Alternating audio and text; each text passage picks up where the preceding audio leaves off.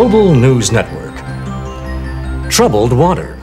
What went wrong with water management and what went right? In today's special, we'll give the state of affairs at the turn of the century. But first, the news headlines of September the 6th, 2018. Strange life form found in river, probably a fish, a species that was thought to have become extinct. Biggest barter in history, desert state trades 10 million barrels of oil for 5 million barrels of drinking water.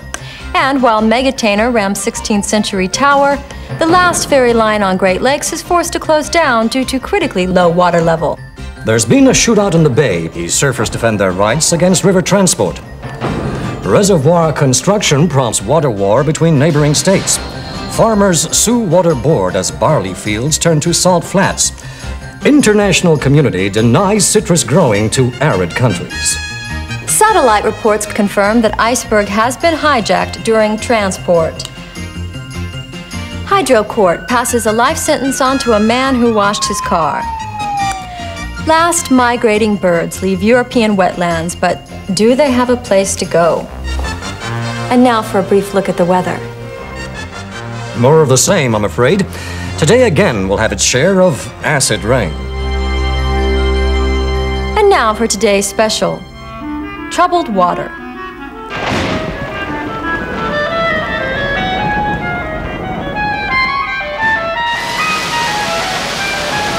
Water and life are two threads woven intrinsically together. At the turn of the century, problems became more crucial than ever before. To life, water was essential. Availability was a major factor.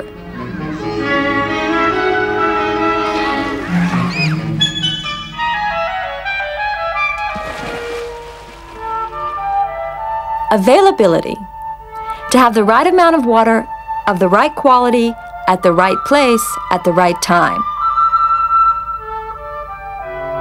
In many places on the globe, to accomplish this seemed an incredible or even an impossible feat.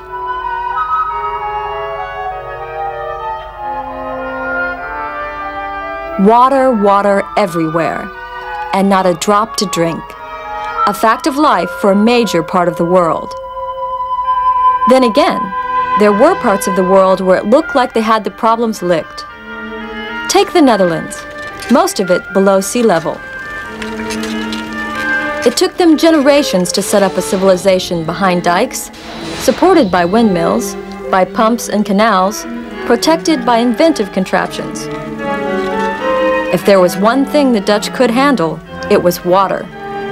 So you'd think they'd be exempt from the problems that face the rest of the world. Hardly so. We'll be back after this message.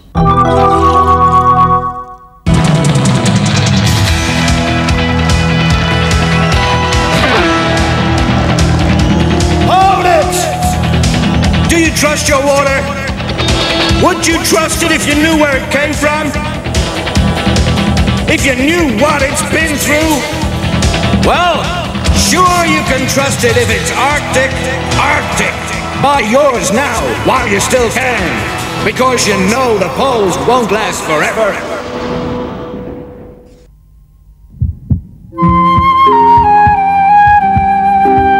Water is the source of life. For a little over $2,000, we guarantee a 9-month supply of precious pregnancy drinking water. Water Care, because we care as much as you. Welcome back. The cycle from rivers to sea, to evaporation, to rain, to soil, to rivers, to sea, is a slow one. Continuous but slow, by nature. Slower anyway than the pace of modern civilization. If left untouched, water would slowly be purified in its natural cycle, given time.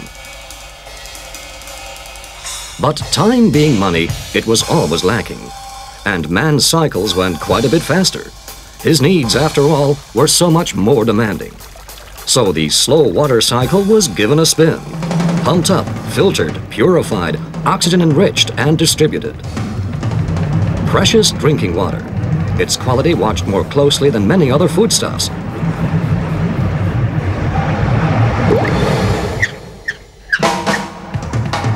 After all, it was for human consumption.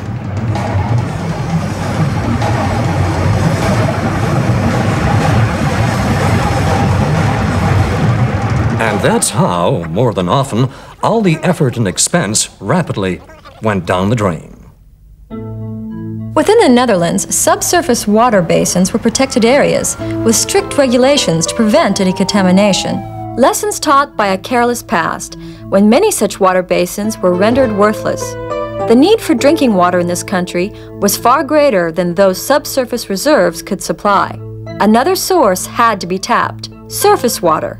But with rivers still being regarded as conveyors to get rid of all possible waste, it became ever harder and costlier to make this water fit for consumption. If managing quality was difficult enough, dealing with quantity was no less involved. We'll be right back after this.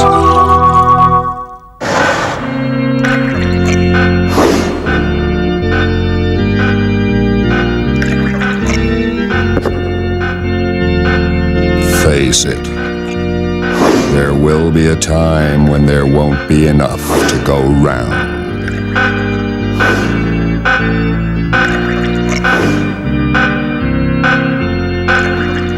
The waterproof insurance plan to make sure you get what you deserve when the time is there. Is your garden drying out? Your lawn turning yellow? Your world falling apart?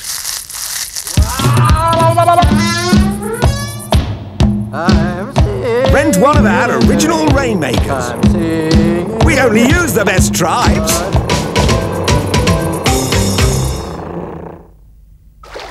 I suppose I took it for granted. Wet feet.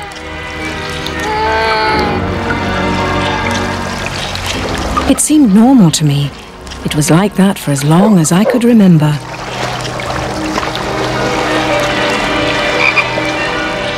Then I discovered Dutch dikes and my life changed. Dutch dikes. You can't beat dry feet.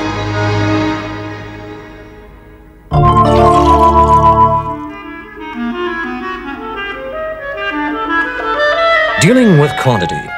Water shortage was a problem, so was a surplus.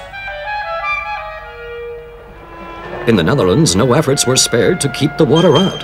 Dikes, dams, any possible barrier. The Dutch kept their precious lowlands pretty much locked.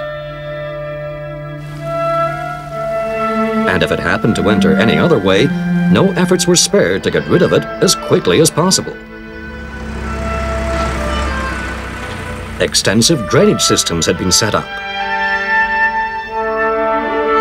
Rivers, even brooks, had been straightened. People needed water, sure, but not that much at once. Not now. When they did need it, well, yes, then they had a problem. After all, water wasn't made to order. Any good advice? When it came to water, in this country, plenty.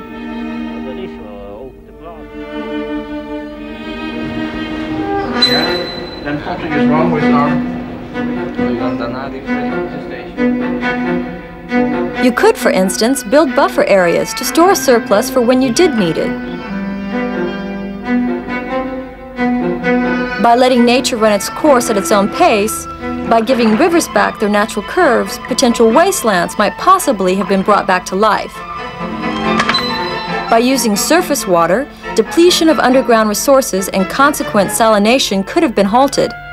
And by better controlling the availability, it might just have been possible to have the right amount at the right place, sometime in the future.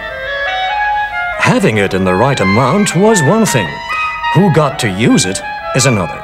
We'll be back after this. A beautiful morning.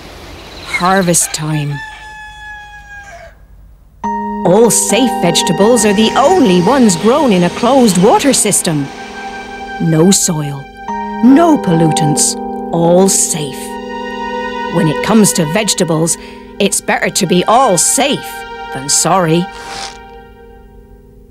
It's cool, it's clear, it's good, clean fun. It's wet, it's wild, it's where it's done. It's great to have you at this event, it's Sean. Book your holidays now to the world's last windsurfing resort, Lake Titicaca. Lake Titicaca is the place to be. Welcome back. Let's say there were all sorts of water. Water to drink, water to grow, water to move, water to play, water to cool, water to feed, water to clean, water to work, water to live in. Unfortunately, all those different kinds of water were just one and the same, which means it had to be shared. To let each have its own took an involved system, intricate solutions. For those who wanted a controlled water level, and for those who had to swim upriver to give birth to a new generation. For those who wanted their water level low so their crops wouldn't soak, while at the same time keeping it high enough for those who had to reach it with their roots. All in all, what it took was a management that balanced all different interests. Integrated water management. And now, for this. Virtual Reality Systems presents The Pool. The Pool. Check this out. The pool. It's wet, it's cool, it's real, and it's all yours. The next best thing now that pools are illegal. Get your copy now at your local VRS rentals. Welcome back. This, too, was water, if you wanted to call it that. Before, it used to be a haven for fish. It was clear, clean, full of life. Now it was about dead. The cause? Overeating, or actually overfeeding, on fertilizers and pesticides, rich food which made algae grow so good it clouded the water, blocked the light, and killed plant life. There used to be pikes here, but they used their keen eyes to hunt, and in clouded water they were doomed. A field day for their prey, like the bream. They thrived, but they tend to feed in the bottom, stirring up mud and clouding the water even more. They also massacred the tiny water fleas, which used to function as water cleaners. And that was it, a dead end. A sad story, but one of many, because it was not just overfeeding on manure which upset a water system.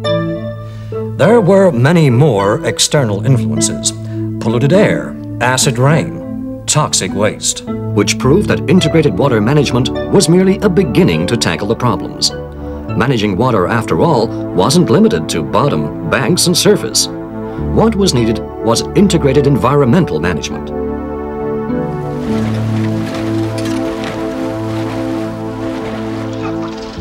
Droughts, floods, salination, and pollution were hardly national problems. They crossed man-made borders just as easily as rivers did. Solutions, therefore, also had to be supranational. We'll be right back.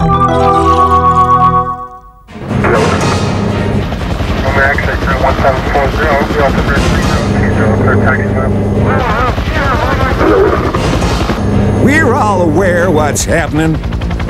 People from other countries crossing our borders and stealing our water. Your water. There are people who are willing to do something about it. Now, how about you? Your family needs water in the future, and so does your country. So take the plunge. Join the National Hydro Patrol.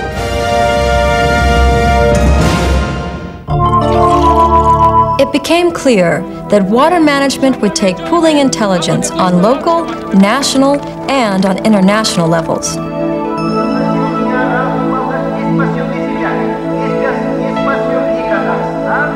So how did the turn of the century see the turning point in global water management? An expert during that time described the possible options like this.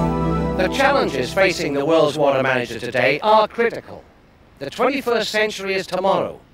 We must act now, together, the inhabitants of our basins, farmers, people, governments, planners, to accelerate the programs that we have for water saving, for the care and the monitoring and management of our groundwater surface waters. If we don't do this now and do it well, then our very life systems are imperiled, perhaps irreversibly. Since it's water which connects us all, global water management is our only choice. You're watching Global News Network, and now, the news in full.